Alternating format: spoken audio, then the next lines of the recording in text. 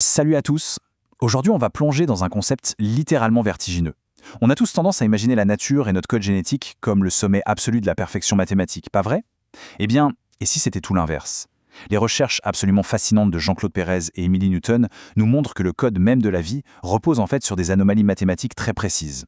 C'est un voyage incroyable qu'on vous propose aujourd'hui au cœur de la biomathématique, où on va découvrir comment la vie elle-même jaillit de ce qui ressemble à de minuscules défauts géométriques. Le point crucial ici, c'est ce paradoxe incroyable. Il faut complètement oublier ce qu'on croyait savoir. Ces infimes déficits mathématiques dont on va parler, ce ne sont absolument pas des erreurs de la nature. C'est littéralement le moteur du système. Sans cette petite imperfection, la matière resterait complètement inerte. C'est cette légère déviation qui permet de créer la folle complexité biologique qui nous entoure. Au menu de notre analyse aujourd'hui, d'abord on va voir la graine du vortex, puis le choc entre mathématiques rigides et réalité biologique. On identifiera ensuite le point d'ancrage 144, on explorera la marge de manœuvre de la vie, et on finira par assembler ensemble le code maître biologique. Allez, on y va! On attaque tout de suite avec notre première partie, la graine du vortex, ou comment une simple anomalie vient déclencher la vie. Alors, le point de départ de tout ça, c'est le mystère d'un cercle qui refuse de se fermer. Et je vous invite à bien garder ce nombre en tête, 377. C'est un nombre issu de la célèbre suite de Fibonacci, et c'est vraiment la fondation, le grand mystère au centre des travaux d'Emily Newton. Retenez-le bien, 377. L'idée mathématique derrière, elle est d'une simplicité géniale. Un cercle parfait, on est d'accord, c'est 360 degrés. Bon, mais notre 14e nombre de Fibonacci, 377, c'est 360 degrés plus 17. Et ce petit débordement de 17 degrés, c'est ce qui fait qu'on ne tourne plus en boucle à l'infini sur une surface plate. Ça vient initier une spirale continue. Et ça illustre parfaitement la mécanique du truc. Regardez, d'un côté, on a ce cercle plat de 360 degrés. C'est l'inertie totale, c'est verrouillé, rien ne peut y pousser. Mais de l'autre côté, avec ce fameux dépassement vers 377, la géométrie est forcée de s'ouvrir. Ces 17 petits degrés en plus agissent comme une véritable graine qui crée un vortex tourbillonnant. C'est à ce moment précis que la vie s'amorce. Ce qui nous amène à la partie 2, mathématiques rigides contre réalité biologique.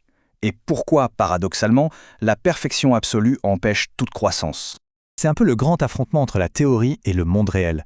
Si la nature suivait des règles géométriques parfaitement strictes, avec des multiples de 18 degrés exacts, on aurait des formes mathématiquement sublimes, mais totalement mortes et plates, une croissance de zéro. La biologie, pour exister en 3 dimensions, elle a vitalement besoin de se tordre, de se déformer pour s'extirper du papier, en quelque sorte.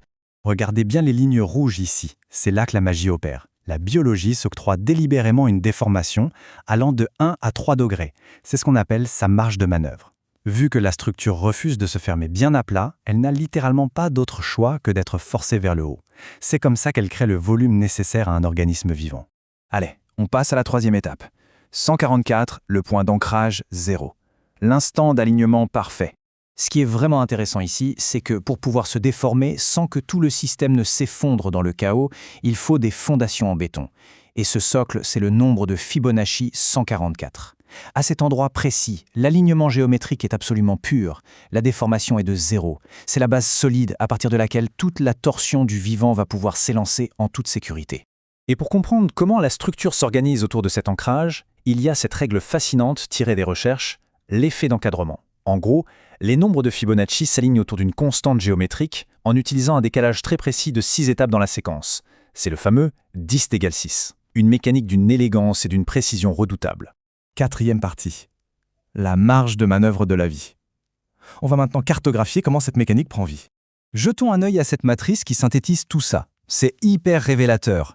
À la ligne du 144, boum, on a notre ancrage pur à 0 degré d'écart. Mais dès qu'on s'éloigne de ce point central, que ce soit vers le haut ou vers le bas, on observe une déformation prévisible de -1 ou -2 degrés. Ce n'est pas un accident. Le défaut est calculé, encodé et mathématiquement incontournable. Vous voyez cette chute claire sur le graphique? Au fur et à mesure qu'on s'écarte du 144, la torsion augmente. Et attention, ce n'est surtout pas le système qui bug ou qui s'effondre. Au contraire, c'est l'espace vital dont il a besoin.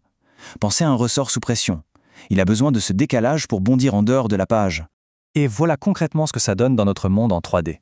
Ces micro-déviations de 1 à 3 degrés finissent par s'empiler physiquement pour former des spirales. C'est l'échafaudage de cette fameuse architecture en sablier sud. La théorie rigide cède la place à une flexibilité créatrice indispensable. On arrive à notre 5e et dernière partie, l'aboutissement de tout ça, l'assemblage du code maître biologique. On passe à l'échelle de l'ADN. Bon, on va pas se noyer dans l'algèbre, pas de panique. Mais cette équation est magnifique car elle vient officialiser ce mariage inattendu entre une grille géométrique parfaite et ce petit twist d'1 degré. C'est le pont mathématique exact qui permet de relier des nombres entiers avec cette rotation continue dont la vie a tant besoin.